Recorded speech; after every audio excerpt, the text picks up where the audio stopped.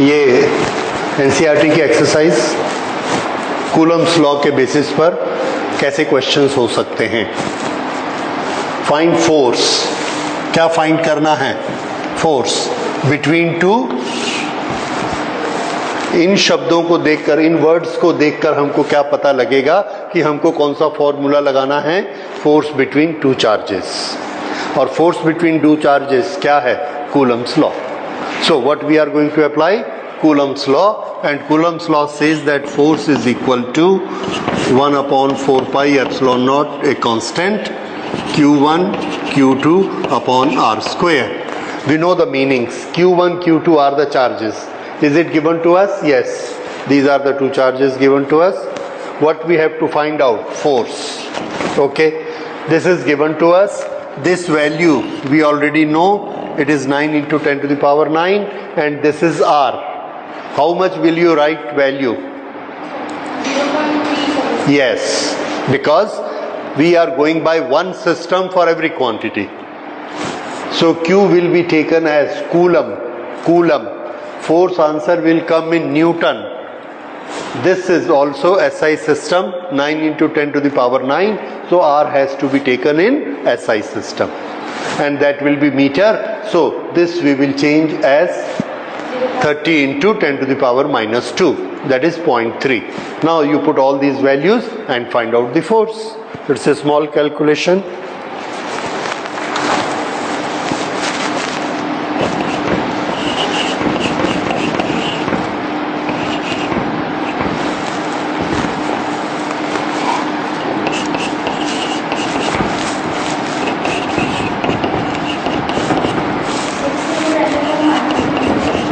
Correct.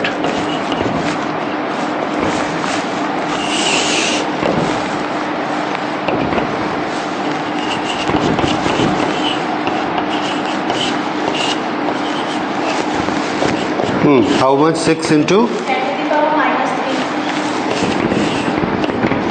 3. And the unit is SI system, Newton. This is our answer. ठीक है?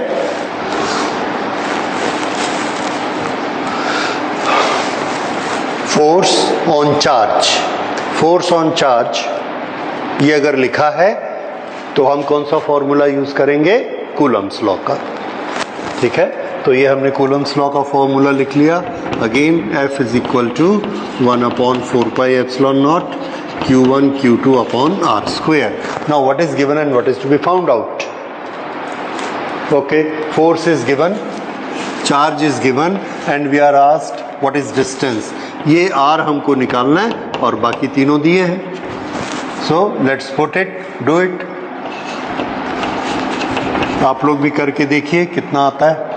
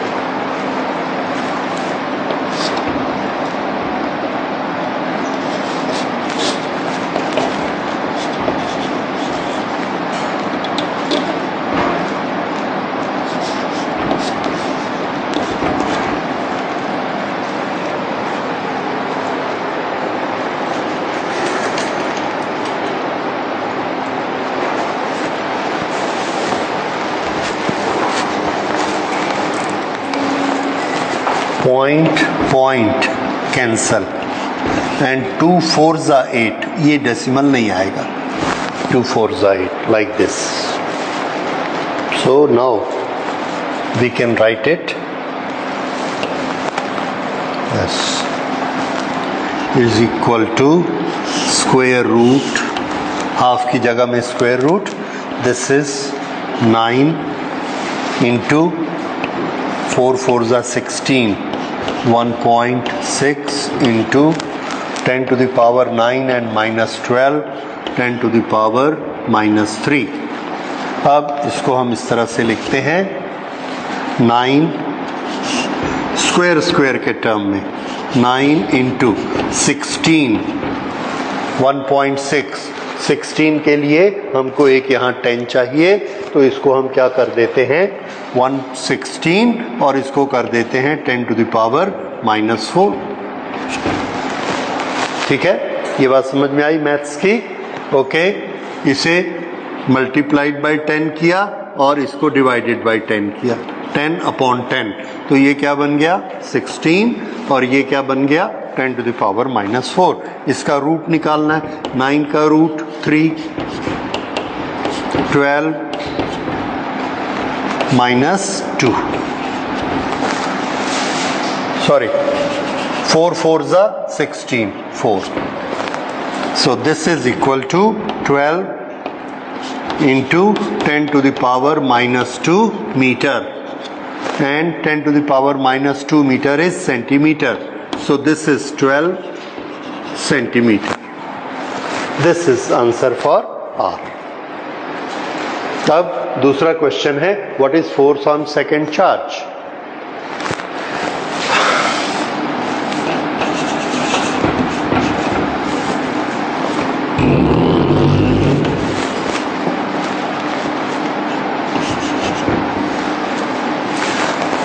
इस force का sign क्या होगा? आंसर है -0.8. So we have to put it -0.8. That minus will be here. So this force is minus. Now we know that charge on 1, charge on 2 is equal to charge on 1 negative of it. So therefore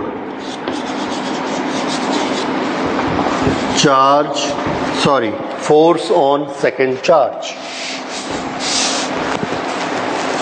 फिर से we know that force on one charge is opposite to the force on second charge. Therefore force on second charge is equal to minus of minus, that is plus. Here this force is 0.2 Newton, so that force will be minus 0.2 Newton.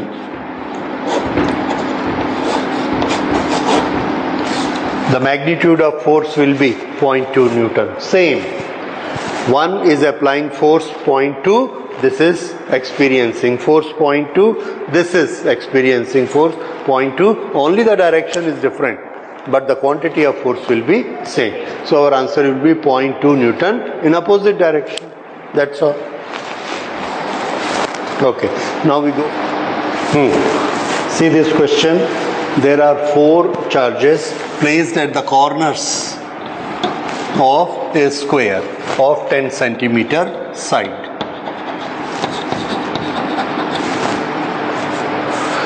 What is the force on this charge? Okay, so before calculation we would like to see the direction of forces. This 5, what will happen to this positive force? Attraction. What is Q1? Q2 upon R square. This is attraction. How much? Q1 Q2 upon R square. Both are equal and opposite. They will cancel each other. Here 1 2 1 2, Q1 Q2 upon r square, Q1 Q2 upon r square. Here, because of this, it is experiencing force of repulsion. This, because of this, it is experiencing force of repulsion. But both forces are same in magnitude. They will cancel. So, what is net force? That's all. No calculation is required. ठीक है, तो 10 centimetre दिया, उससे आप निकालेंगे कि ये 10/√2 है, फिर उसका हाफ करेंगे, फिर ये डिस्टेंस निकाल के Q1 Q2 upon r square करेंगे. Nothing is required. हमने उसको लॉजिकली सॉल्व कर लिया. Because they are equal and opposite, they will cancel. ठीक है, तो उसको निकालने की जरूरत नहीं है. So we will solve it this way. हाँ, इसे कैसे बनाएंगे? What is minimum electrostatic force between two charges placed at 1 metre distance? इसमें हमको चार्जेस नहीं दिए हैं, लेकिन क्या शब्द दिया है? Minimum. So when the force will be minimum? When the charges are minimum. And what is the minimum charges on a particle? 1.6. Yes, that is charge of 1 electron is the minimum charge. उससे कम नहीं हो सकता. That is the only test in this. So, what will be our answer? The minimum force F is equal to force minimum is equal to 9 into 10 to the power 9 Q square 1.6 into 10 to the power minus 19 है ना? 11 क्या? Okay, 1.6 into 10 to the power minus 19 square upon 1 square. So this will be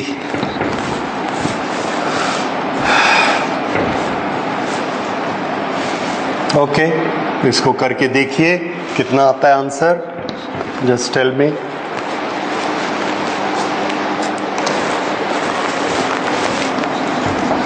2.3 unitary में 10 to the power कितना?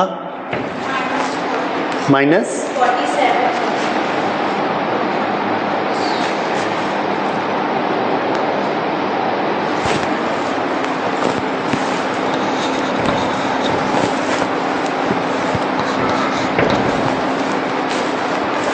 Minus 38 plus 9. ठीक है, और इनको multiply करोगे, फिर इससे मल्टीप्लाई करोगे और एक पावर उसमें चली जाएगी. This is the answer we get. Right? The correct test for electrification, whether it is attraction, repulsion, induction और फ्रिक्शन, ये हमको बताना है कि करेक्ट टेस्ट. इसका मतलब है अगर एक ऑब्जेक्ट के पास हमने ये कहा कि ये इलेक्ट्रीफाइड है, इलेक्ट्रिफिकेशन हो चुका है, इसका मतलब हम क्या कह रहे हैं कि उसमें चार्ज आ गया. आप कैसे पता लगाएंगे कि इसके पास चार्ज आ गया? तो आंसर है कि हम पेपर के छोटे छोटे पीस करेंगे और उसको ऐसे रखेंगे और वो उसको अट्रैक्ट कर लेगा. तो हम क्या कहेंगे? चार्ज आ गया. इसका मतलब क्या? हमने क्या टेस्ट किया? अट्रैक्शन. लेकिन ये सोचिए कि अगर उस पेपर के पास चार्ज है, हमारे इस बॉडी के पास चार्ज नहीं है, पेपर के पास चार्ज है और हमने ऐसे रखा, तो पेपर के पास चार्ज है इसलिए पेपर ऐसा ऊपर चला गया. तो इसके पास चार्ज है क्या? नहीं है. और हमने क्या बोल दिया? इसके पास चार्ज है. दैट मीन्स गलत हो गया. तो अट्रैक्शन जो है वो टेस्ट नहीं है. किस चीज का? इलेक्ट्रिफिकेशन. तो फिर इसका दूसरा चीज देखते हैं. दूसरा क्या है? रिपल्शन. हमने एक बॉडी को चार्ज किया, प्लस चार्ज किया, ग्लास को प्लस चार्ज किया. हमको जो टेस्ट वाली बॉडी मिली, मान लीजिए इस बॉडी को हमने टेस्ट करना है कि ये चार्ज है या नहीं है. हमने इसको रखा, इसने इसको खींच लिया, इसने इसको खींच लिया, अगर इसने इसको खींच लिया तो इसके पास चार्ज हो भी सकता है और नहीं भी हो सकता है इसके पास चार्ज।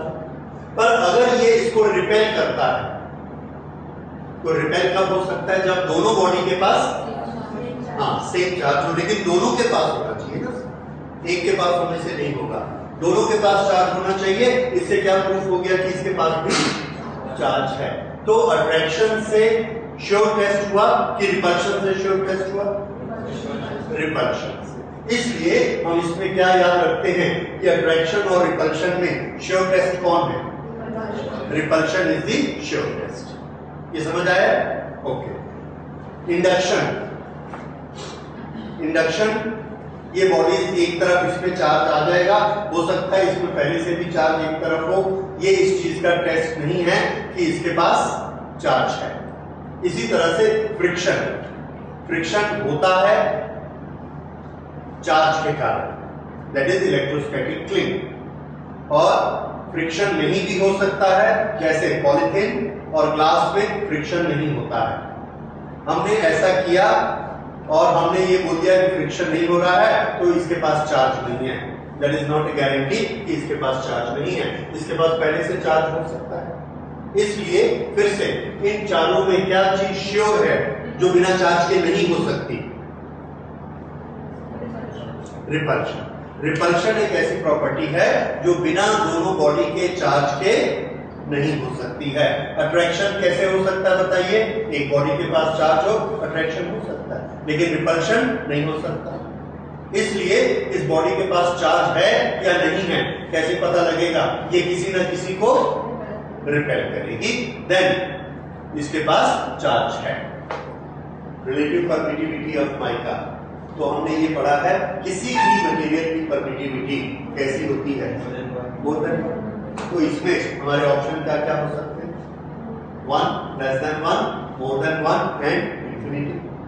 तो इंफिनिटी नहीं होगा, और 1 सिर्फ किसका होता है? फ्री स्पेस का। लेस देन 1 किसी का नहीं होता है, इसलिए आंसर क्या आएगा? More than 1 is the right answer.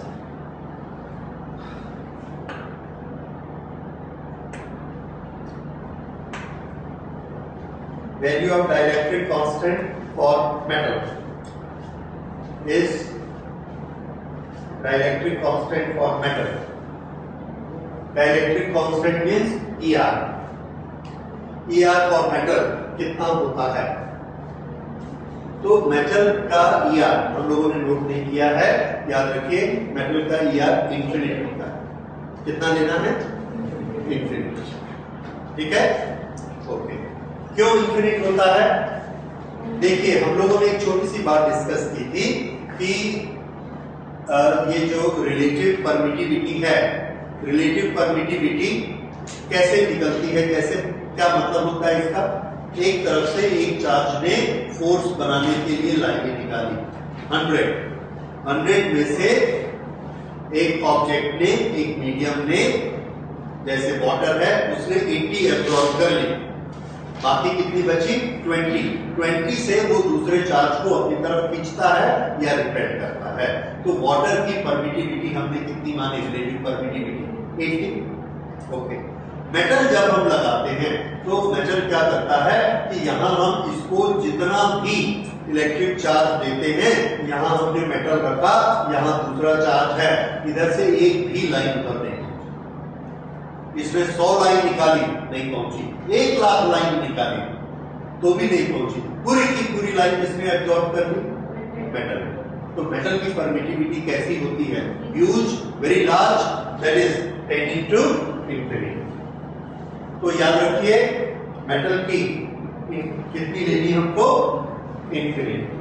Relative permittivity, फिर से रिलेटिव परमिटिविटी 1 किसकी होती है? 1 इसकी फ्री स्टेट या एयर। ओके। इंफिनिटी किसकी होती है? राइट। और बाकी सब चीजों की कितनी होती है? Between 1 to infinity. ये याद रहेगा? ओके।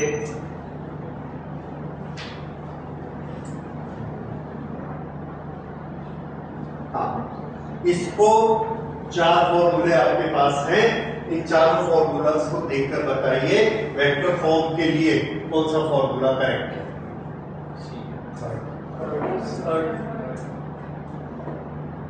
वेरी गुड, बहुत अच्छा। कैसे कर लिया आपने? पहले में इधर कोई वेक्टर है ही नहीं, रिजेक्ट। दूसरे में क्या प्रॉब्लम है? अगर ये r वेक्टर है तो ये r की पावर कितनी है? 2। कितनी होनी चाहिए थी? 3। अगर इधर हम फुल वेक्टर देते हैं तो डिवाइडेड बाय r क्यूब होना चाहिए था, इसलिए ये गलत है। इसमें ये फुल वेक्टर है और ये r क्यूब है, so this is the correct value. और इसको भी चेक कर लेते हैं, इसमें वेक्टर के साथ सिर्फ r की पावर 1 है, so that is the correct value। Okay,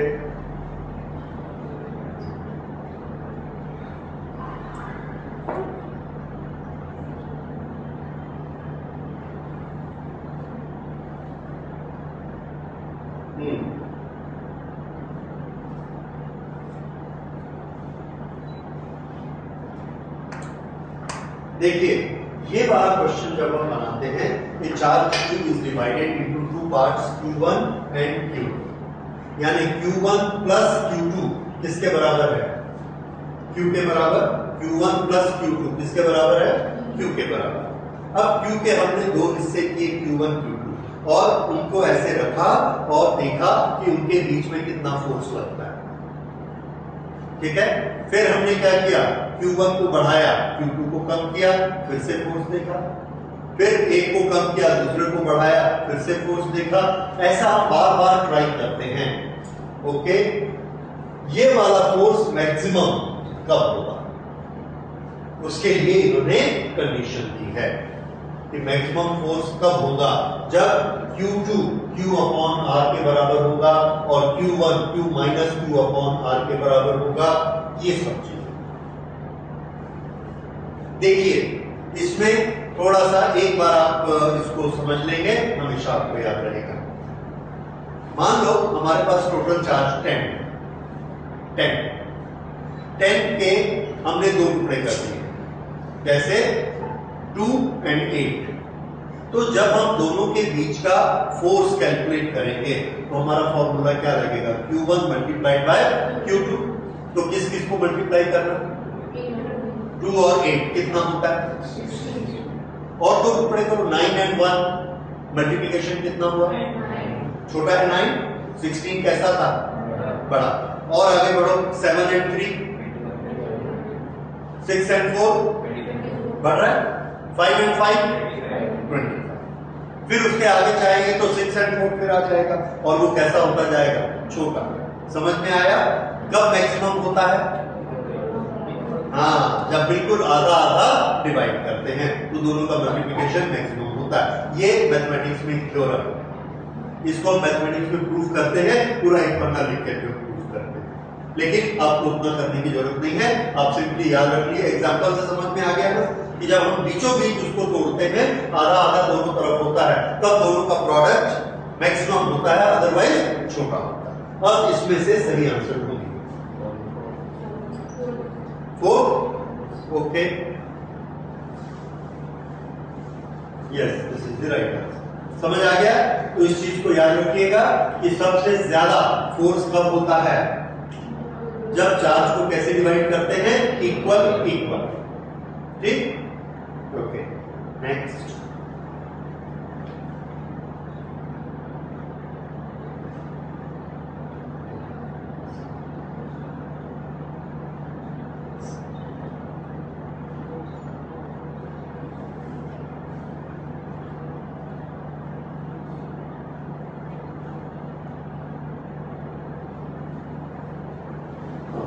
The force experienced by the small charge,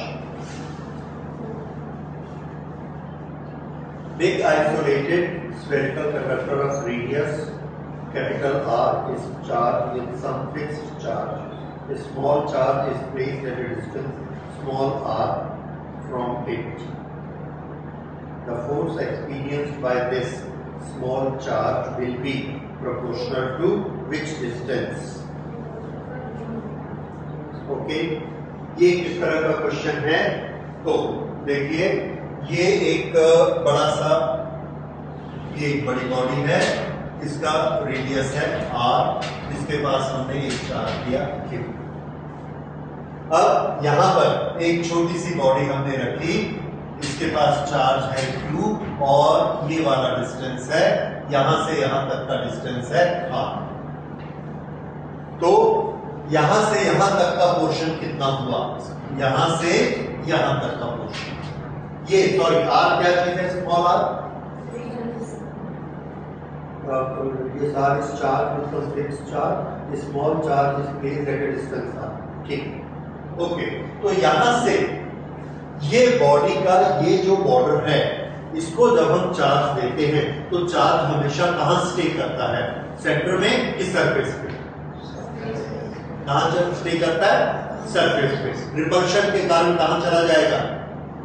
surface तक चला जाएगा। ये चीज आपने नोट की है कहीं? Where does the charge stay? Oh, that is a very very important thing. एक चीज ध्यान रखिए, there is a metal conductor. Conductor, इस कंडक्टर को हम चार्ज देते हैं। किसी भी एक जगह पर हमने ऐसे चार्ज पार्टिकल लगाया और इसको चार्ज दे दिया। यहां हमने चार्ज दे दिया पूरा, तो क्या वो चार्ज यहां खड़ा रहेगा? नहीं खड़ा रहेगा। क्यों? क्योंकि चार्ज में क्या प्रॉपर्टी होती है? एक दूसरे को सिमिलर चार्ज रिपेल करते, एक दूसरे को रिपेल करते हैं। तो ये सब चार्ज एक दूसरे को रिपेल करेंगे। और ये बॉडी क्या चीज है? अगर ये कंडक्टर है और चार्ज एक दूसरे को रिपेल करते हैं, तो ये चार्ज चल के यहां चला जाएगा, ये चार्ज इसको पुश करेगा, ये यहां चला जाएगा, ये इसको पुश करेगा, यहां जाएगा, यहां जाएगा, ऐसे। तो ये सारे चार्ज कहां डिस्ट्रीब्यूट हो गए? All over the surface. फिर से हमने एक बॉडी ली, उसके पास चार्ज है, एक मेटल का कंडक्टर लिया और कंडक्टर में हमने यहां पर उसको छुपवा दिया। फिर हम क्या देखते हैं? हमने पूरा चार्ज यहां दिया, लेकिन ये चार्ज एक दूसरे को रिपेल करते हैं। ये रिपेल करके यहां चला गया, ये रिपेल करके यहां चला गया, जितनी दूर जा सकता था। इसलिए कोई भी चार्ज सरफेस पर अगर आते हैं तो उसका रीजन क्या होता है? Yes, what is the reason? Repulsion. Repulsion is the reason because of which the charges move towards surface. Why they do not go out of the surface? Because air is an insulator. ये समझ आया? Okay. तो charge हमेशा कहाँ रहते हैं? Surface. हमने ये मान लिया कि यहां पर भी सब चार्ज है, इस तरह से। ये Q यहां पर है, ये छोटा सा यहां रखा हुआ है। तो यहां से चार्ज सरफेस से इसका डिस्टेंस कितना है? ये वाला, this distance is r minus r, correct? यहां से यहां तक क्या है? r, यहां से यहां तक r, तो यहां से यहां तक का कितना हुआ डिस्टेंस? r minus r। ये क्लियर है? समझ आया? ओके। अब मुझे ये बताइए कि यहां पर जो लगने वाला फोर्स है, फोर्स का फॉर्मूला हमारे लिए क्या होता है? Force is proportional to 1 upon distance का स्क्वायर। ये डिस्टेंस हमको कितना लेना है? ये डिस्टेंस हमको r लेना है या r माइनस r लेना है? ये proportional to r, r and r not depends upon r and r, then be inversely proportional to r minus r, and this is inversely proportional to r square। तो यहां पर हमको क्या दिख रहा है कि चार्ज से इसका डिस्टेंस कितना है? तो हम इस डिस्टेंस को लेंगे या सेंटर से डिस्टेंस को लेंगे? सेंटर से लेंगे। कूलम्स लॉ हमारा क्या मानता है? डिस्टेंस हमको कहां, इसीलिए कूलम लॉ किसके लिए बनाया गया है? पॉइंट चार्जेस के लिए। किसके लिए है? पॉइंट चार्जेस के लिए। तो पॉइंट टू पॉइंट का डिस्टेंस कितना है? पॉइंट से पॉइंट का डिस्टेंस r। अब अगर ये पॉइंट चार्ज नहीं है, ऐसा है, तो यहां पर हम ये मानते हैं कि ये इधर फोर्स लगाता है, ये इधर फोर्स लगाता है, ये इधर फोर्स लगाता है, ये इधर फोर्स लगाता है और ये इधर फोर्स लगाता है। ये सब के सब देखिए फोर्स कहां से निकल के आ रहा है, ये centre. Yes, so what we consider this applies the force as if all the charges are placed at the centre. इस तरह से बिहेव करता है जैसे कि पूरा चार्ज कहां रखा है, सेंटर पर रखा हुआ है। तो इसलिए डिस्टेंस हमेशा कहां से लेना है, सेंटर से, बॉडी से, और सेंटर से इसका डिस्टेंस कितना है, r। इसलिए हमारा फॉर्मूला क्या होगा, the force is proportional to 1/r²। और यही यहां पर हम देखते हैं, this is the right answer, proportional to 1/r²। Okay, तो ये आपने थोड़े क्वेश्चन देखे और देखे। A point charge Q1 exerts a force F on other charge Q2. If another charge Q3 be placed quite near to charge Q2, then the force that charge Q1 exerts on Q2 will be how much?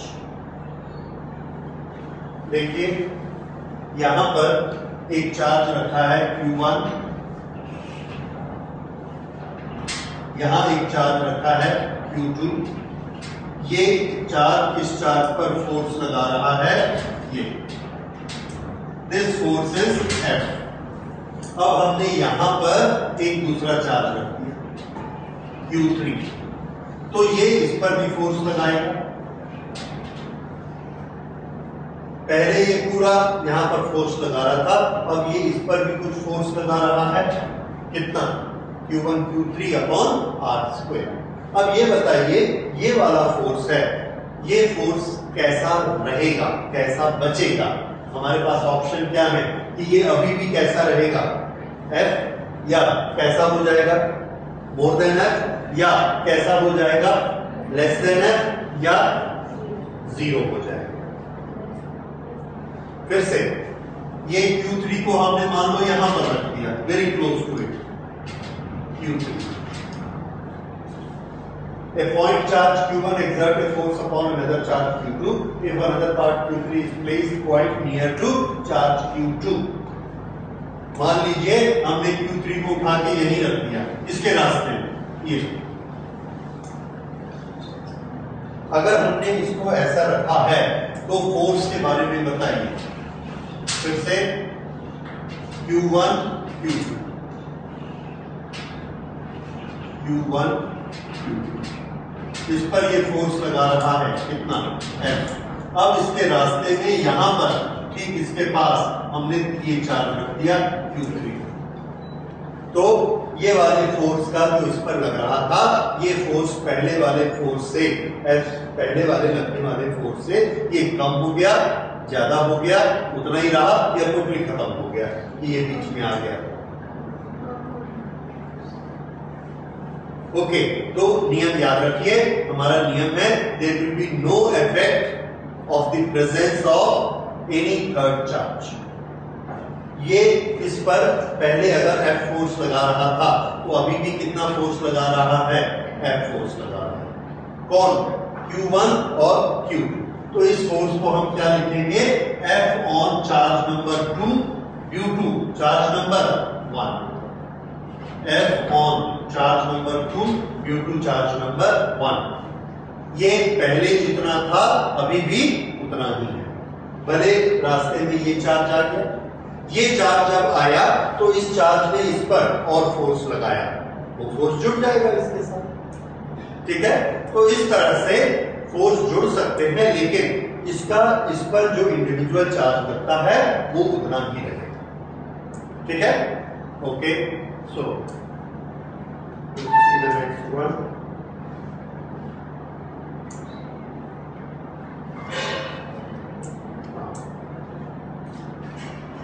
अब बताइए, इसको पढ़िए।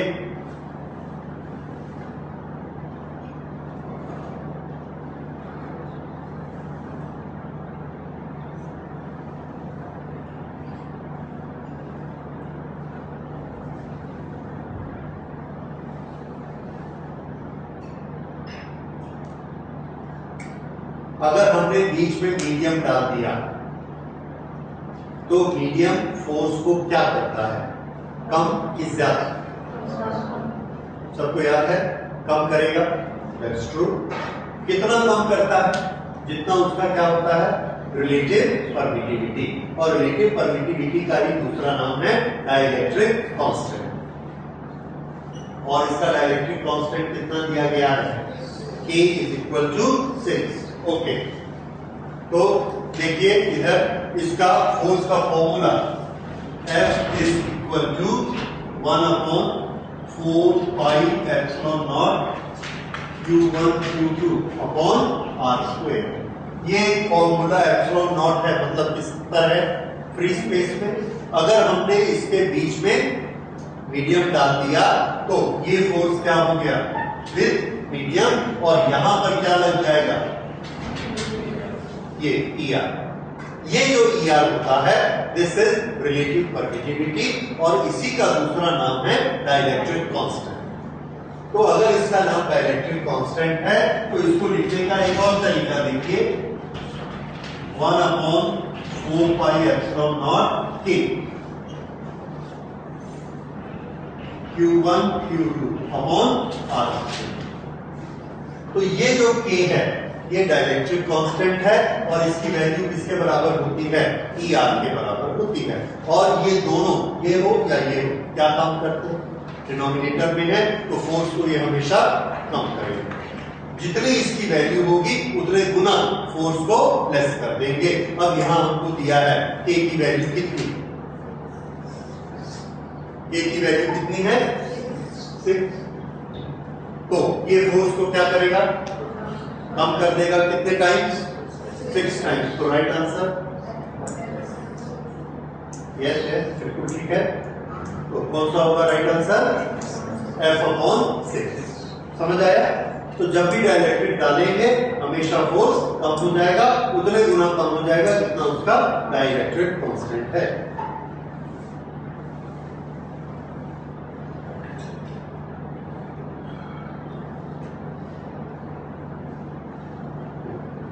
ये एक छोटी सी calculation, The force of 12 Newton is acting between two charges of +2 and 6 microcoulomb. If both the charges are increased in value by -2 microcoulomb, then the force will now be how much?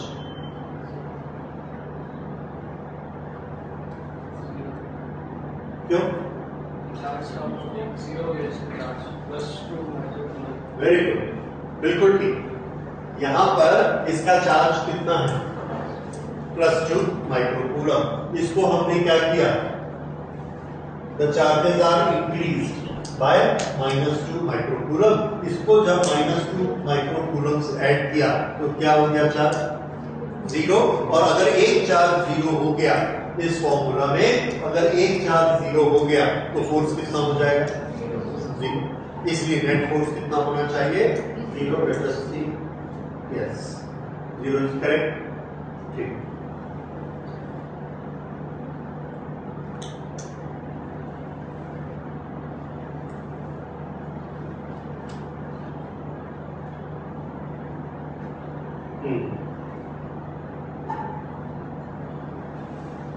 दो sphere में कितना कितना charge है, 10 and 20। Okay, तो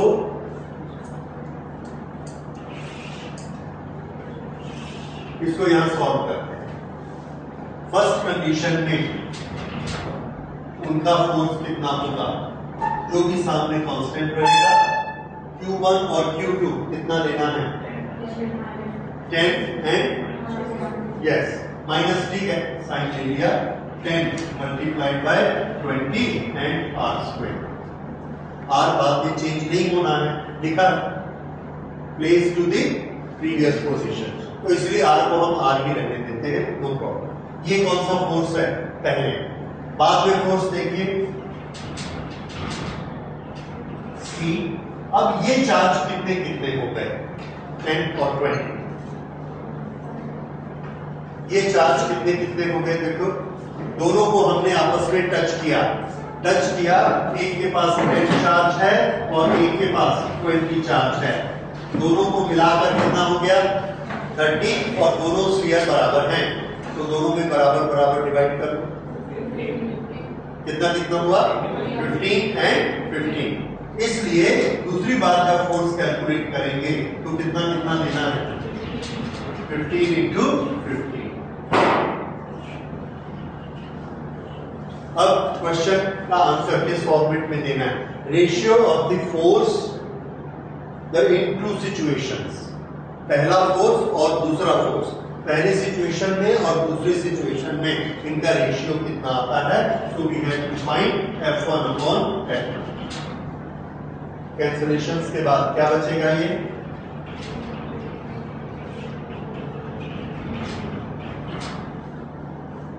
कितना आया,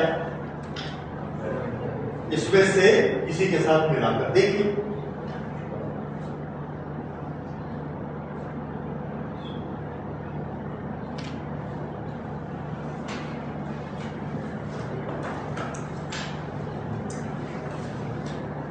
कितना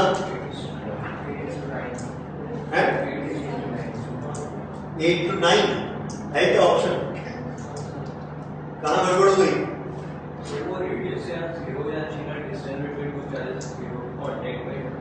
नहीं वो सेंटर टू सेंटर ले, वो प्रॉब्लम नहीं है, पहले जो पोजीशन थी बाद में भी वही पोजीशन है, तो ये आर जितना पहले था उतना ही आर बाद में, ठीक है। ये तो हमने क्या किया था, एक्सचेंज करने के लिए यहां पर लिखा हुआ है both the spheres are first brought into contact with each other and then placed to their radius। ये एक बार ऐसा टच किया और हटाया, टच करने से क्या हो गया, चार्ज एक दूसरे में चला गया। हम लोगों ने पढ़ा है टच करने से चार्ज अगर एक बॉडी से दूसरी बॉडी में जाता है उस मेथड को क्या कहते हैं, कंडक्शन ऑफ चार्ज, और अगर बिना टच किए हम करते हैं तो इंडक्शन। तो ये कंडक्शन हमने किया। अब ये बताइए हमारा आंसर नहीं आ रहा है, कहीं ना कहीं गड़बड़ हुई है, ढूंढो कहां गड़बड़ हुई, देखिए कौन ढूंढ पाता है। एक जगह गलती की है हम लोगों ने, बताइए। चार्ज कितना कितना है 10 और हाँ जी, तो जब आप ऐड करेंगे तो किस किस को करेंगे 10 और -20। हमने किसको ऐड किया 10 + 20 30 का आधा 15 तो क्या होना चाहिए ये 10 एंड -20 कितना हो गया -10, उसका आधा यस। तो इसको कितना फोर्स, इसको कितना चार्ज मिला -5, दूसरे को भी कितना मिला -5। तो ये हमको करेक्ट करना है, this should be how much -5 अब F1 अपॉन F2, F1 में क्या था 10 × 20 और इसका साइन क्या था, यस ये याद रखिए क्योंकि उसमें माइनस और प्लस आंसर में आ रहे हैं। ओके, दूसरी बात -5 × -5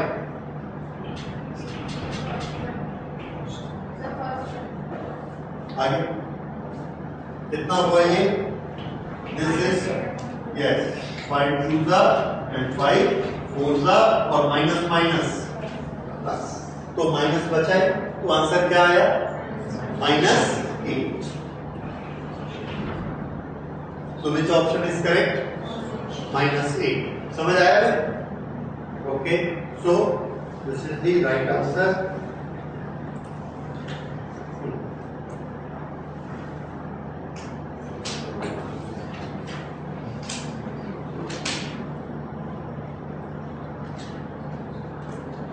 ओके, इसको थोड़ा कैलकुलेट करिए, लिखने की जरूरत पड़ेगी या तुरंत कर सकते हैं।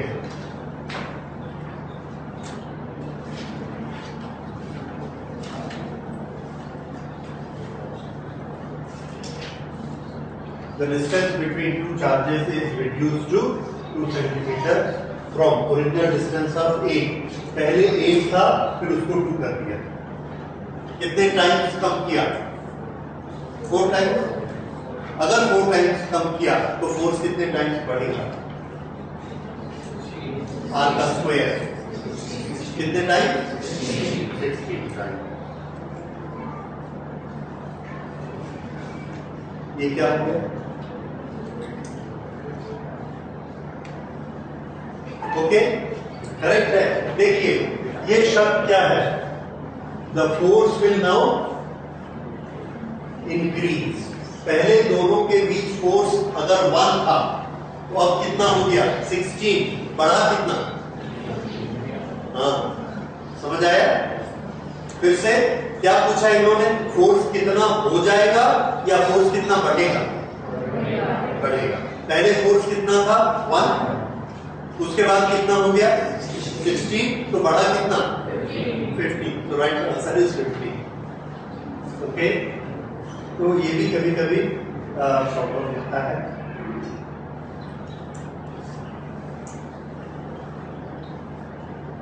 डाइलेक्ट्रिक कांस्टेंट मैंने अभी आपको बताया था। डाइलेक्ट्रिक कांस्टेंट क्या होता है? ER। Okay, then it's absolute permittivity. Permittivity और डाइलेक्ट्रिक कांस्टेंट इनका आपस में क्या रिलेशन होता है? डाइलेक्ट्रिक कांस्टेंट और permittivity. Dielectric constant K which is equal to ER and this is equal to 1 upon 4 pi epsilon। ये तो एप्सिलॉन किसके बराबर हुआ? एप्सिलॉन यहां ले जाइए, K को यहां ले आइए, so this is 1 upon 4 pi K। अब हमको क्या दिया है? Dielectric constant of pure water is 81। तो इसको हम क्या लिख सकते हैं? 81 और एप्सिलॉन की वैल्यू हमको निकालनी है। लेकिन ये वैल्यू किसकी आ रही है? ER की वैल्यू आ रही है ये। तो ER की वैल्यू कितनी आ गई? 1 अपॉन 4 पाई इंटू 81। अब ER खुद किसके बराबर होता है? Yes, ER is equal to E for the medium divided by E of the free space, E naught. Yes. This is equal to 1 upon 4 pi into 81। अब EM किसके बराबर हुआ? E for the medium is equal to, ये E naught ऊपर चला गया, E naught की value आपको मालूम है 10 to the power -12 upon 4 into 3.14 into 80। This is our answer। Steps याद रहेंगे। देखिए ER किसके बराबर होता है? K के बराबर, ठीक है? और ER K और K या ER इस नहीं, कुछ गड़बड़ हो गई है। नहीं, सॉरी, इसको हमको एक बार फिर से बताना। Then what is 81? Dielectric constant K is equal to ER is equal to M upon E naught। और ये हमको कितना दिया गया? 81। ठीक है? और हमसे पूछा क्या जा रहा है? Then what is its absolute permittivity? Absolute permittivity इसकी मीडियम की एब्सोल्यूट परमिटिविटी इसमें कहां है? तो EM की वैल्यू कितनी हुई?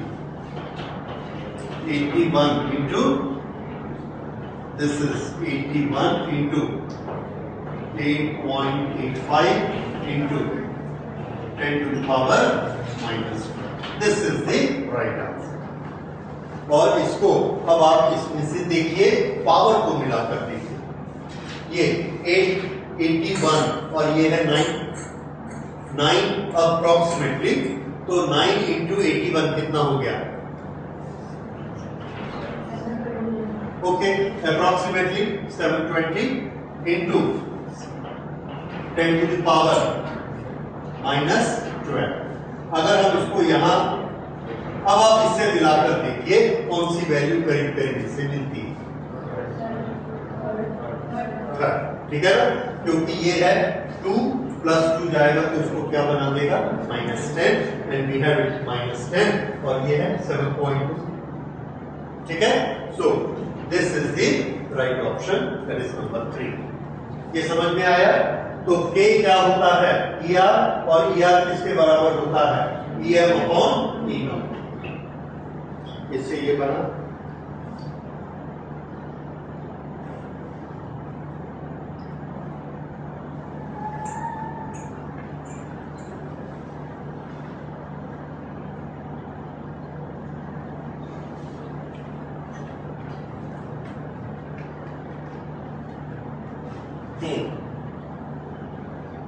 क्वेश्चन करते बन रहा है।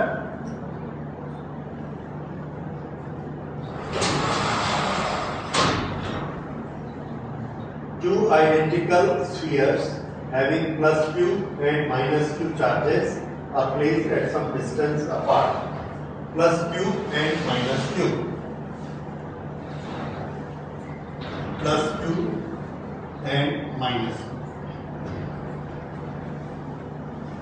are placed at some distance apart. F force acts between them. अभी इनके बीच कितना फोर्स लग रहा है, F। +q -q के बीच कौन सा फोर्स होता है, अट्रैक्शन की रिपल्शन, अट्रैक्शन। ओके, ये अट्रैक्शन का फोर्स लग रहा है और ये कितना है, F। तो बताइए F किसके बराबर हुआ, F is equal to -q² r², 1/4π। ठीक है, ये इसका फॉर्मूला फोर्स का। अब इसके बाद then a third similar sphere of the charge +q is placed at the middle of 2। यहां पर हमने रख दिया और इसके पास चार्ज कितना है, +q ये, और यहां से यहां इसका डिस्टेंस कितना,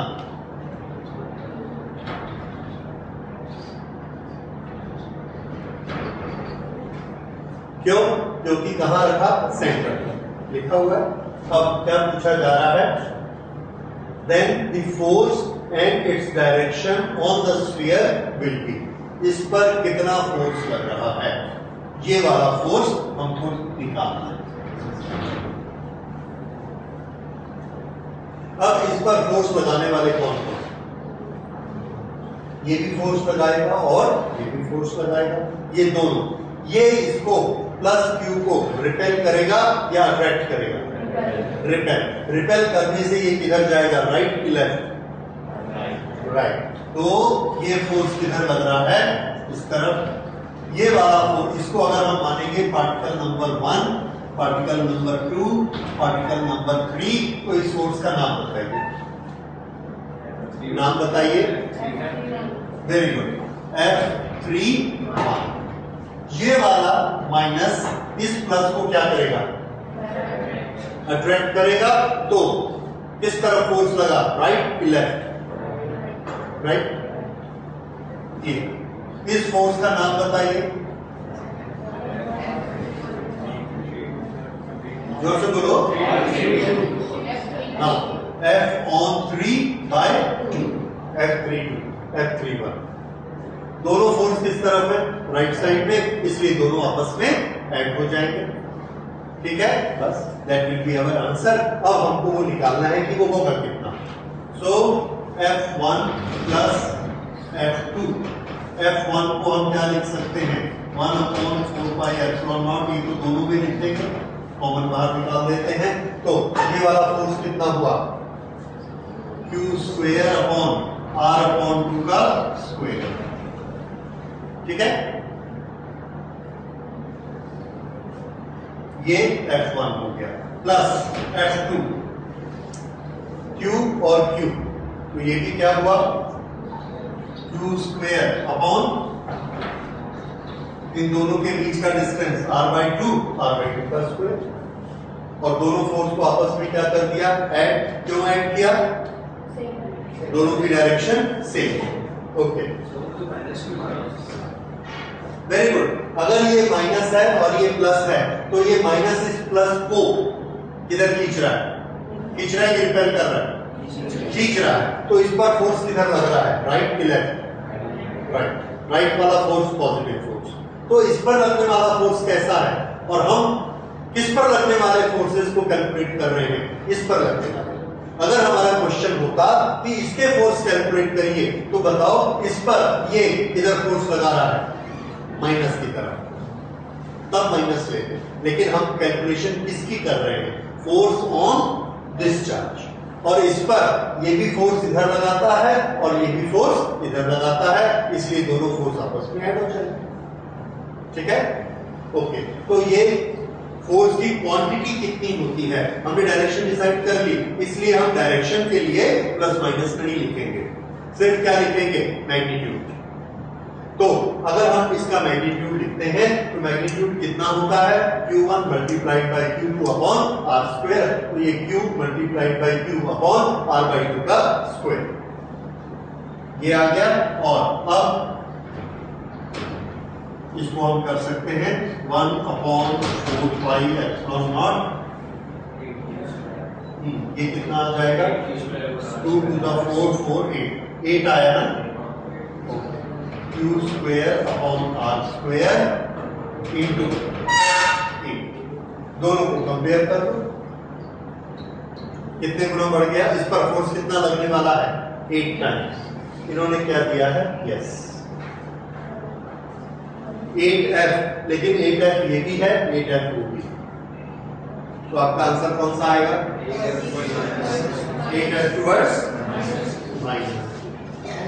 करेक्ट? तरीका समझ आया?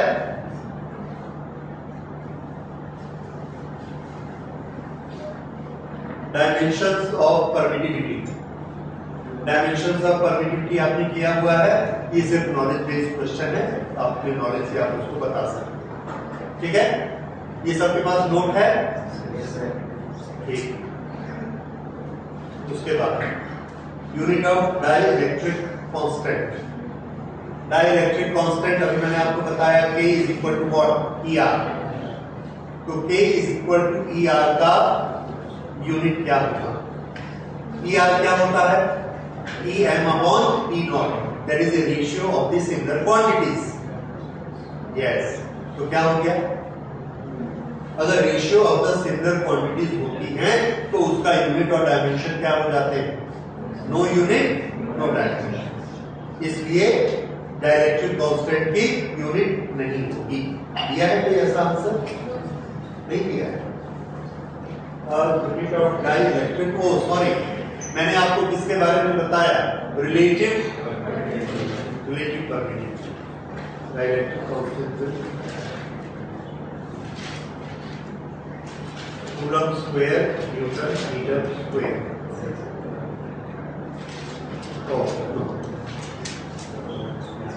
ये coulomb square newton metre square.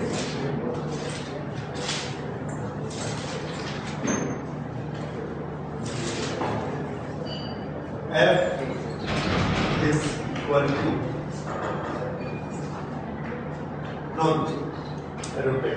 ये थोड़ा गलती हो गई है, ये नहीं होना चाहिए।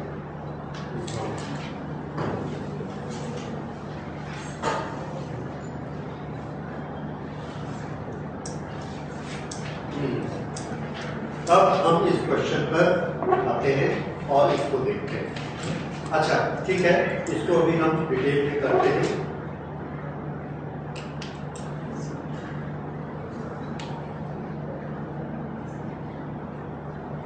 ओके, हम लोग थोड़े से न्यूमेरिकल प्रैक्टिस करेंगे बनाकर इलेक्ट्रिक चार्ज और कूलम्स का जो हमने पढ़ा है उसके। तो पहले एक एग्जांपल देखते हैं। अच्छा, इसको मैं क्लियर बनाकर आपको दिखाता हूँ और इसका एक प्रिंसिपल हमने स्टडी करना है। वो प्रिंसिपल पहले आप सब नोट करेंगे। मेरा ख्याल है वो प्रिंसिपल हम लोगों ने स्टडी किया है। That is principle of superposition.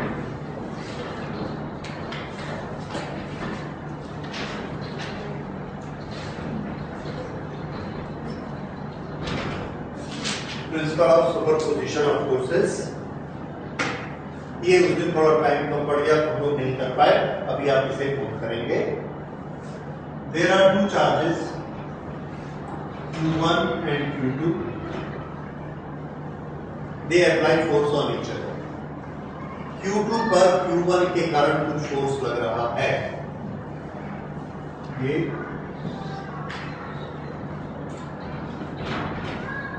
इसका नाम क्या है, F21।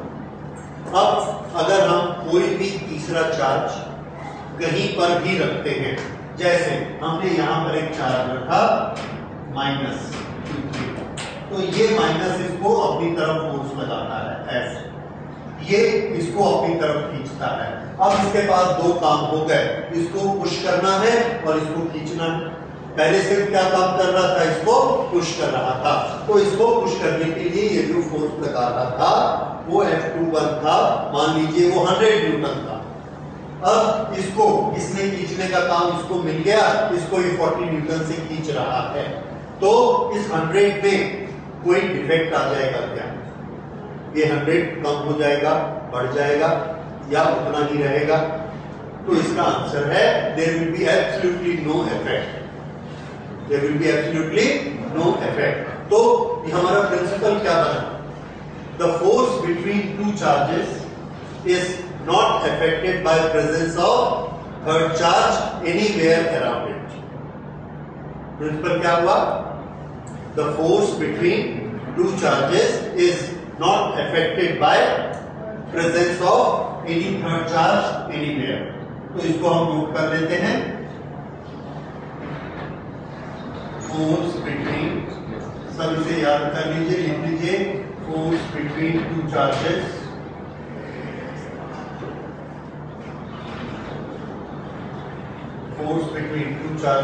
is not affected by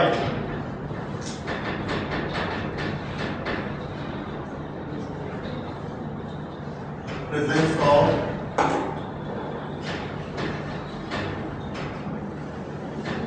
other charges।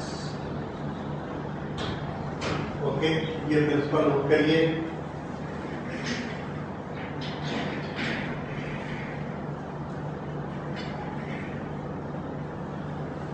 ठीक है, तो इसे आप याद रखेंगे, कभी भी ये डाउट नहीं होना चाहिए ये फोर्स चेंज हो जाएगा, ये फोर्स चेंज नहीं होगा। कहीं पर कोई भी चार्ज रखेंगे एक एक्स्ट्रा फोर्स चालू हो जाएगा। ठीक है, अगर हमने यहां पर ये चार्ज रखा तो इस पर लगने वाले फोर्स सेम रहेंगे कि बदल जाएंगे? तो थोड़ा सा आंसर ध्यान से सुनिए, इस पर लगने वाले टोटल फोर्स बदल जाएंगे। क्यों? क्योंकि ये वाला अब इसको इधर की फोर्स लगा रहा है, तो अब इस पर जो पहले एक फोर्स लग रहा था, अब कितने फोर्स लग रहे हैं? 2, और ये किधर जाएगा? रिजल्टेंट की तरफ। That we have learned it. लेकिन इस चार्ज पर इस चार्ज से लगने वाला force of this charge due to this charge, वो अभी भी कितना है जितना पहले। इसका नेट फोर्स बदल गया, लेकिन वो वाला इंडिविजुअल चार्ज नहीं बदला। इन दोनों का जो आपस में रिलेशन है दैट इज सेम। अब बात समझ में आ रही है? इसका टोटल बदल सकता है, वो इंडिविजुअल नहीं बदलेगा। एक तो ये प्रिंसिपल है, दूसरा प्रिंसिपल हमने स्टडी करना है, that is principle of superposition. Principle of superposition ये हमको ये बताता है that if there are more than two charges at a place, more than two charges, then force on, इसको मैं लिख देता हूं, if there are more than two charges at a place, if there are more than 2 charges, if there are more than 2 charges, then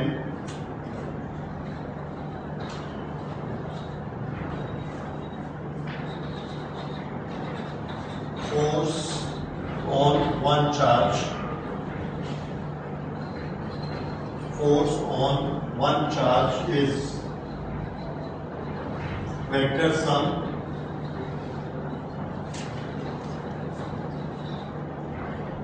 forces, vector sum of forces due to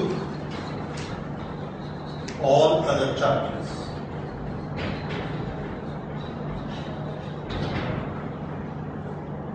Vector sum of forces due to all other charges.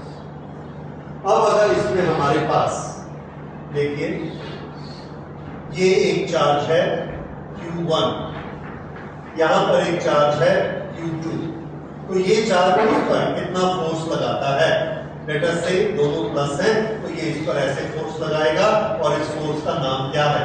F(1) Q2 ये एक दूसरा force है, इसलिए Q3 है और ये negative है, तो ये इसको अपनी तरफ रिपल्शन का अट्रैक्शन का फोर्स ऐसे लगाता है। इस फोर्स का नाम बताइए जो ये इस पर लगा रहा है। ऑन 1, तो इस फोर्स का नाम क्या होगा?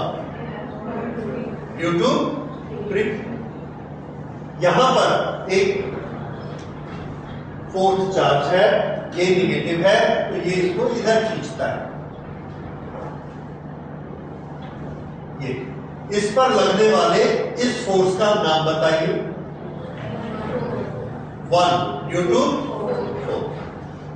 यहां पर ये एक चार्ज है Q5 and this is positive, तो ये इस पॉजिटिव को क्या करेगा? रिपेल, और ये फोर्स, इस फोर्स का नाम बोलिए। तो 1 पर लगने वाले जितने फोर्स हैं सब किससे स्टार्ट हो रहे हैं? 1 F12 13 कहां गया? 13 ये वाला, और ये वाला फोर्स 14 और ये वाला फोर्स 15। इतने फोर्स इस पर काम कर रहे हैं, तो इसका टोटल फोर्स कितना होगा?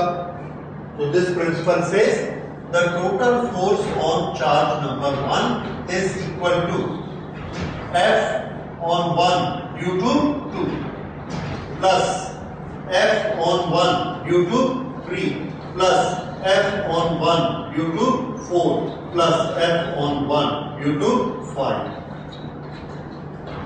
This is known as principle of superposition. What is this?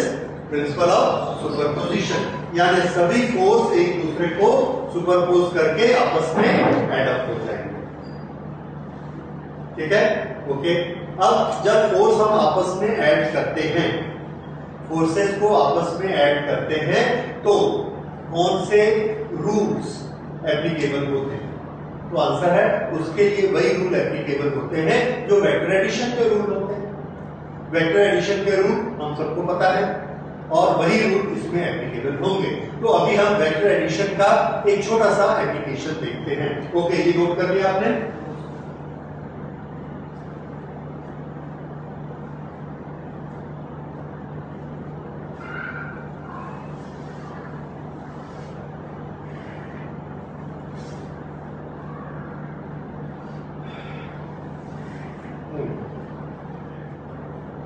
There are 3 charges. Consider the charges Q, Q and minus Q placed at vertices of an equilateral triangle. There is an equilateral triangle. Equilateral triangle का angle आपको मालूम है 60 होता है। So there are 3 charges placed here. This is Q. This is also Q. And this is minus Q. Okay. Consider the charges. This places vertices of an equilateral triangle. What is the force on each charge? ये एक simple example है, just to show how we will calculate. ठीक है, तो इसको देखते हैं। ये प्लस Q इसको क्या करेगा? अट्रैक्ट के रिपेल? अट्रैक्ट करेगा, इसलिए आप वेक्टर की डायरेक्शन किधर रखेंगे? अलोंग द लाइन, नीचे की तरफ। ये this is force on this charge. ठीक, ये वाला प्लस Q इसको क्या करेगा?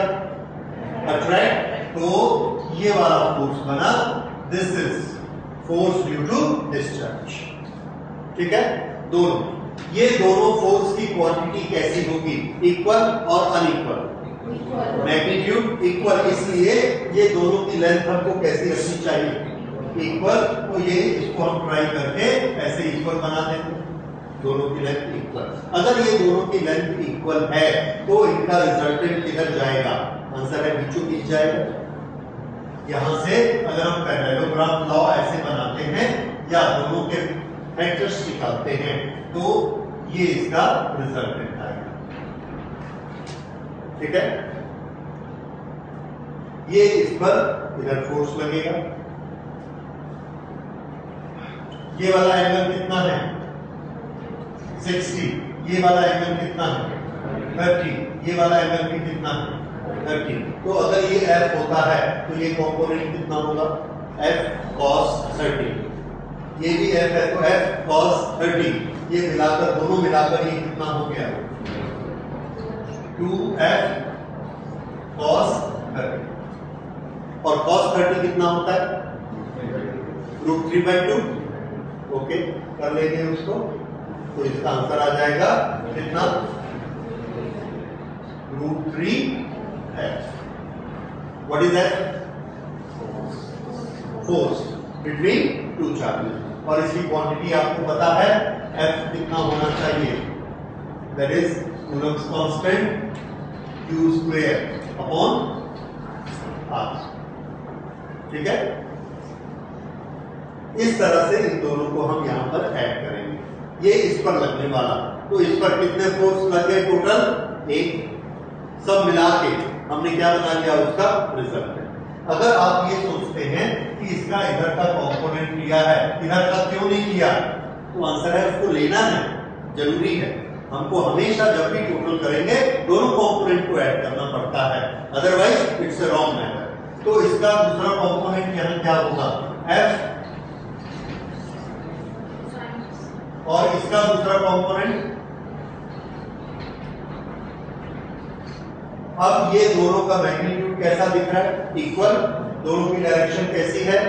Opposite. They will cancel each other, इसलिए ये दोनों का कैंसिलेशन हो गया। तो नेट फोर्स कितना आया? नीचे की तरफ कितना? 2F cos 30। That is equal to √3F। This is our answer. सारे फोर्स कंसीडर हो गए। किस पर? ये वाले चार्ज। इन्होंने पूछा है तीनों चार्जेस पर फोर्स अलग अलग निकालो। अभी तक हमने इसका निकाला, अब इस पर आता है। इस चार्ज को छोड़कर इस फील्ड में कितने चार्ज और हैं? 2। तो दोनों इस पर फोर्स लगाएंगे, हमको दोनों को गिनना पड़ेगा। That is our rule. हमारा रूल क्या कहता है कि जितने भी चार्जेस हैं, if they are more than 2, तो हर चार्ज दूसरे चार्ज पर फोर्स लगाता है। तो इस पर इसने भी फोर्स लगाया, इसने भी लगाया। बताइए इसके फोर्स की डायरेक्शन किधर? अट्रैक्शन की रिपल्शन? इस पर ये वाला खींचता है कि धकेलता है? ठीक है, तो there is a force of attraction in this direction. ये इसको क्या करेगा? रिपेल। तो इसका वेक्टर किधर बनेगा? लेफ्ट की राइट? तो ये आपको डायग्राम बनाना इसका आना चाहिए। 1, 2। इसको छोड़कर कितने चार्जेस हैं? 2। और दोनों फोर्स हमने ले लिए, दैट्स ऑल। तीसरा होता तो उसको भी बनाना पड़ता, 5 होते 5 को बनाना पड़ता। इसको छोड़ के 2 है, इसलिए 2 बन गए। अब इन सब फोर्सेस को आपस में हमको जोड़ना है। जोड़ने का हमारा तरीका क्या है? हम XY कंपोनेंट निकाल के जोड़ सकते हैं और चाहे तो रिजल्टेंट निकाल के डायरेक्ट निकाल सकते हैं। और ये दोनों F कैसे हैं? फिर से दोनों का मैग्नीट्यूड कैसा है? इक्वल। इसका Q² अपॉन R², इसका भी Q² अपॉन R²। तो इनके बीच का एंगल कितना? 120। एक दूसरा मेथड देखिए निकालने का। अगर हम इसके पैरेललोग्राम को कंप्लीट कर दें तो पैरेललोग्राम लॉ हमको क्या सिखाता है? रिजल्टेंट किसके बराबर होता है? Force resultant is equal to A² + B²। आपको याद आया? कितना होगा बोलो?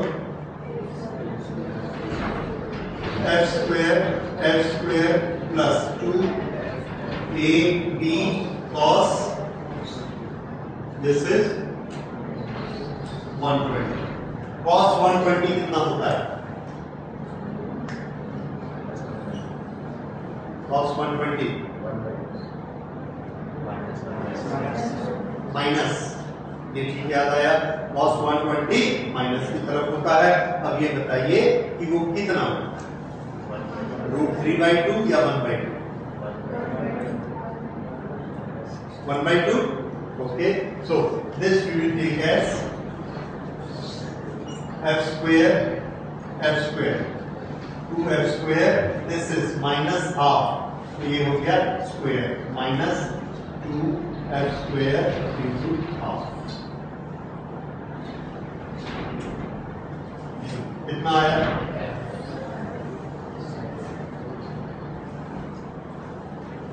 ठीक है, तो इस पर कितना फोर्स लग रहा है? F। किस डायरेक्शन में लग रहा है? इस डायरेक्शन। तो दोनों चीजें हमने कैलकुलेट कर ली, magnitude as well as direction. तो इसकी डायरेक्शन अगर आपको हम बताना चाहें तो कोई ना कोई रेफरेंस हमको बताना पड़ेगा, जैसे QQ, this straight line with this straight line, how much angle it is making? 60 degree, right. अब इसका, और इसको तो आप छुट्टी से बना सकते हैं जल्दी से। Q और Q को क्या करेगा? रिपेल। ये माइनस Q इस Q को क्या करेगा? This is F, this is F, this is how much? 120, because this is 60, ये 120 है और इनको हमने ऐसे बनाया this, so this is resultant और exactly similar case, इसलिए ये भी आंसर कितना आएगा? F। समझ आ गया? So this is one resultant, this is other resultant, and this is third resultant. This is on this charge, this is on this charge, this is on this charge. समझ में आया? तो इस तरह से सुपरपोजिशन का प्रिंसिपल हमने लगाया। सुपरपोजिशन का प्रिंसिपल इलेक्ट्रोस्टैटिक्स का प्रिंसिपल नहीं है, ये तो फोर्स के वेक्टर के चैप्टर में हमने 11th में पढ़ा हुआ है। इट इज दैट प्रिंसिपल कि अगर एक बॉडी पर एक से ज्यादा फोर्स लगाएंगे तो उनको कैसे आपस में सम करना है? वेक्टर के रूप से, या तो उनके कंपोनेंट बना के ऐड कर लो या फिर रिजल्टेंट निकालो। ठीक है, दोनों चीजें हम बारी बारी से इसमें यूज करेंगे, जैसे जैसे उसके एग्जांपल आएंगे वो आपको समझ में आते जाएंगे। तो अब ये एक देखिए, ये आपने किया हुआ है सबने, कौन सा प्रिंसिपल है? Yes, quantization. क्वांटाइजेशन में हमने क्या किया था? Q is equal to n E, इसमें Q की वैल्यू कितनी है? 2 माइक्रो के लिए क्या लिखना? 10⁻⁻6 इज इक्वल टू n हमको निकालना है, और E के लिए क्या लिखना है? 1.6 into 10⁻⁻90, उसको इधर डिवाइड करेंगे तो n की वैल्यू आ जाएगी। ठीक है, this we have already done, so we go to the next question. Mass कैसे निकालेंगे? इसमें जितने इलेक्ट्रॉन आएंगे n का नंबर आएगा, we will multiply that n with mass of 1 electron. And what is mass of 1 electron? Mass of electron 9.1 into 31 kg। ठीक है, अब नेक्स्ट क्वेश्चन देखिए। टू आइडेंटिकल कॉपर स्फीयर्स, बस उसको लास्ट करते हैं, उसके बाद वाले उसके बाद करेंगे। To identical copper spheres, they touch each other, brought in contact,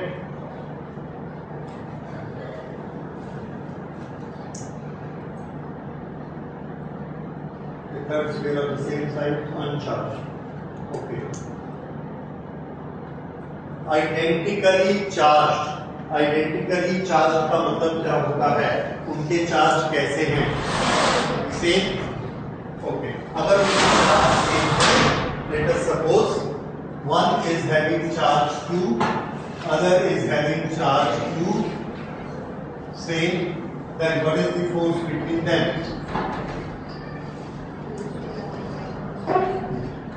ठीक है, Q square upon R square।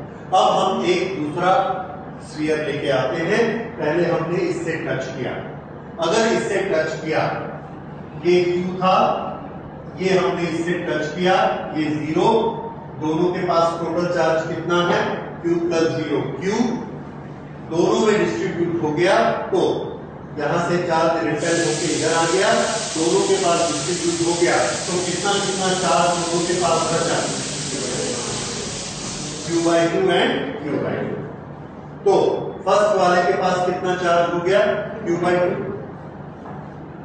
अब ये Q/2, इसको हम यहां ले गए और इसके साथ टच करा दिए, इसके पास चार्ज कितना है, Q, इसको जब हम यहां टच कराते हैं तो इसके पास कितना होता है, Q/2, दोनों के पास मिलाकर कितना हुआ, 3/2।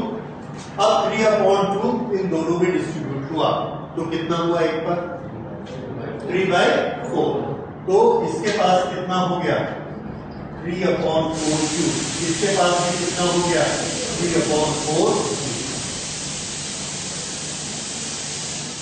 ये दोनों के पास आ गया।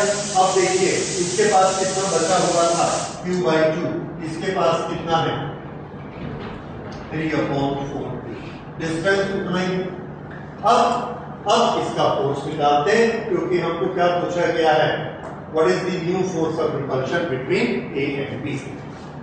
ओके, तो new force F is equal to, इन दोनों को मल्टीप्लाई करना है, C वैसा ही रहेगा, R² वैसा ही रहेगा, ये सिर्फ क्या हो जाएगा, Q/2 into this is 3/4 C R² Q², और ये कितना हो गया, 3/3। तो ये अगर F था और ये F न्यू है, तो F new upon F is equal to कितना आ गया, 3/8, बाकी सब प्रिंट कर दूंगा। So what is the new force of repulsion between A and B? 3/8 of the original force। तरीका समझ आया? तो इस तरह से हम लोग इसको बना सकते हैं। ये एक मजेदार क्वेश्चन है, इसको देखिए।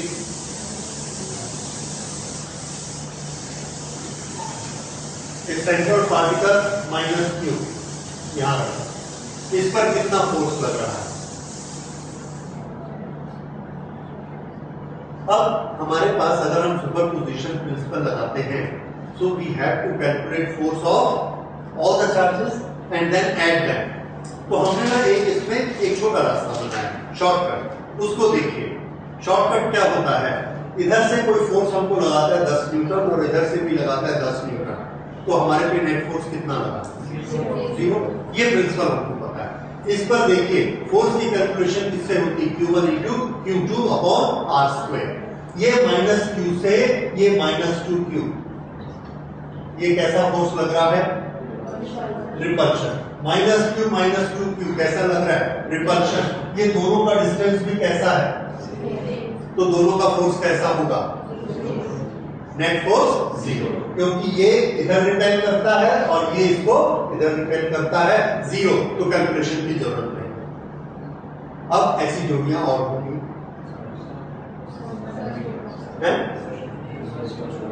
कोई ऐसा चार्ज बचा जो जोड़ी में नहीं आता,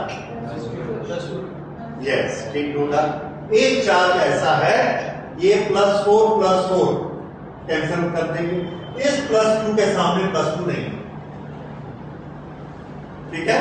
तो इस चार्ज पर नेट फोर्स किसके कारण, बस, बाकी कोई कैलकुलेशन की जरूरत नहीं।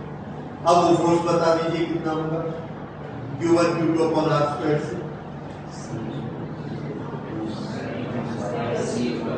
यस, -2Q² अपॉन R का स्क्वायर, स्मॉल r², ठीक है। तो इस तरह से हम कैंसिलेशन ऑफ फोर्स कैलकुलेट करेंगे। याद रखिए, हमको पूरी कैलकुलेशन की जरूरत नहीं है। हमने देखा दो चार्ज बराबर डिस्टेंस पर हैं, तो फोर्सेस ने एक दूसरे को क्या कर दिया, कैंसिल। तो वो लेसन करेंगे उसे हम करेंगे। ओके, तो आज हम लोग यही क्लोज करते हैं, but these are very important numericals, तो इसलिए एक क्लास हम न्यूमेरिकल्स की और करेंगे। अभी तक हम इसी वाले न्यूमेरिकल कर रहे थे, अब इसके बाद वाले न्यूमेरिकल्स हमारे काफी थोड़ा कंसेप्ट भी ज्यादा होंगे और इसमें ज्यादा इंटरेस्टिंग है और अलग अलग बुक से मैंने चॉइस करके लिए हैं, कॉम्पिटिटिव एग्जाम से लिए हैं, और ये सारे न्यूमेरिकल्स हमको नेक्स्ट क्लास में करने हैं, ठीक है। So make sure next class में वी विल डू इट। अच्छा, ये जो हम नोट्स बना रहे हैं, ये मैं आप लोगों के लिए नोट्स लाया हूँ, और इस नोट्स में फर्स्ट पेज में हमारा सब फॉर्मूला बैंक है।